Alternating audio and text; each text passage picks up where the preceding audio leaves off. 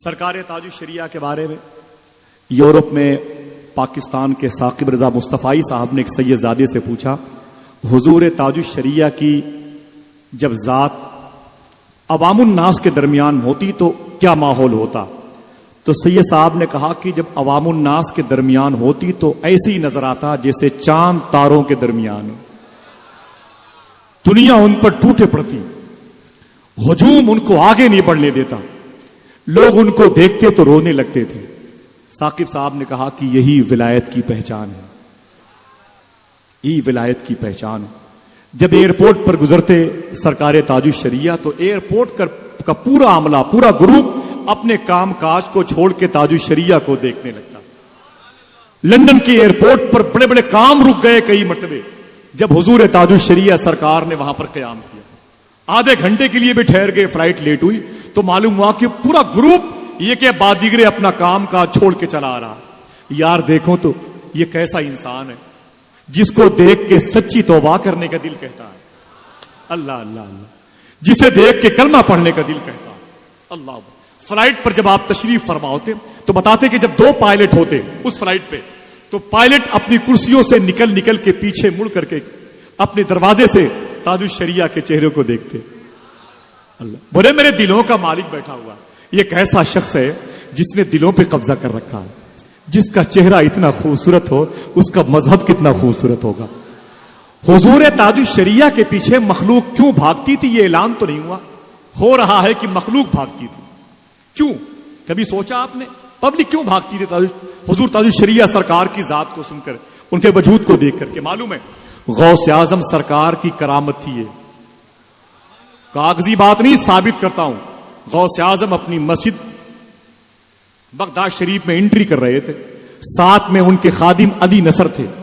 गौस आजम सरकार जब पहली सफ से दूसरी सफ, दूसरी से तीसरी सफ, तीसरी से चौथी सफ में आगे बढ़े, जामेउल जिलानी उसका नाम था उस मस्जिद का, तो अली नसर कहते कोई भी मस्जिद का मुक्तदी गौस पाक की ताजीम में खड़ा ना हुआ, न किसी ने गौस पाक का कदम चूमा, न किसी ने गौस पाक के हाथ को चूमा, न किसी ने गौस पाक के जुब्बे को चूमा, न किसी ने गौस पाक के पाकीज़ा जिस्म पाक के साये को चूमा। गौस पाक लोगों को हटाते जाते और आगे बढ़ते जाते। अली नसर बिन हैती कहते मैं परेशान हो गया कि लोग तो गौस आजम को एहतराम इस कदर करते हैं गौस आजम सरकार का कि आगे बढ़ने में बड़ी दिक्कत होती है। आज गौस पाक अकेले चले जा रहे हैं, कोई हाथ भी नहीं चूम रहा है, कोई पैर भी नहीं चूम रहा, आखिर बात क्या है?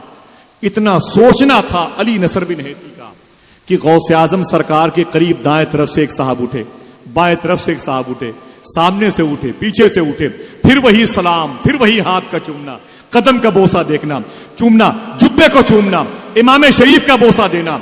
लोग लग गए, इतनी भीड़ जमा हो गई कि अली नसर बिन हैती को लोगों ने धक्के मार के बाहर कर दिए। जब ये बाहर गए तो सोचने लगे यार वो पहले ही सही था, कम से कम सुकून से मेहराब हरम के साथ तो जाने वाला था।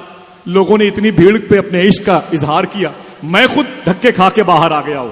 इतना सोचना था कि गौस आजम उनसे मुखातिब हुए। फरमाते हैं अली नसर बिन हैती, मैं उन्हें इसलिए हैती कहता हूं कि बगदाद शरीफ से 250 किलोमीटर के फासले पर एक कस्बा हैत है जहां पर अली नसर की मदार शरीफ, उसका नाम हैत है, हीत नहीं है, इसलिए मैं हैती कहता हूं।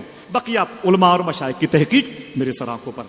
तो अली नसर बिन हैती कहते हैं कि मैं सोचा मुझे गौस पाक ने करीब बुलाया, फरमाया अली नसर तुम क्या सोच रहे थे कि कोई गौस आजम से सलाम नहीं कर रहा है, कोई हाथ नहीं चूम रहा है?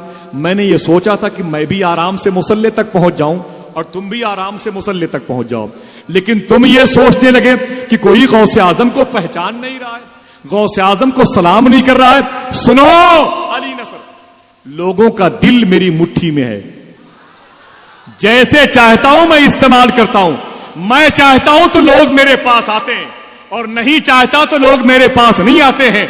यह साबित हो गया कि 900 साल के बाद ताजुश शरिया सरकार के करीब वही आता था जिसका दिल गौस आजम की मुट्ठी में होता था। यह साबित हो गया कि ताजुश शरिया के करीब लाने वाले गौस आजम थे, ताजुश शरिया के करीब लाने वाले गौस आजम थे।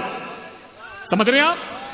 यह करामत है सरकार ताजुश शरिया की, ज़ात से जुड़ी हुई सरकार गौस आजम की। समझिए आप, बहुत बहुत शुक्रिया। तो बात सरकार गौसुल आजम के उस लाडले की है जिनके चेहरे को देखकर लोग कहते थे ये हम शबीह सरकार गौसे आजम के नवासे भी हैं और खुद भी शबीह गौसे आजम, खुद भी शबीह गौसे आजम।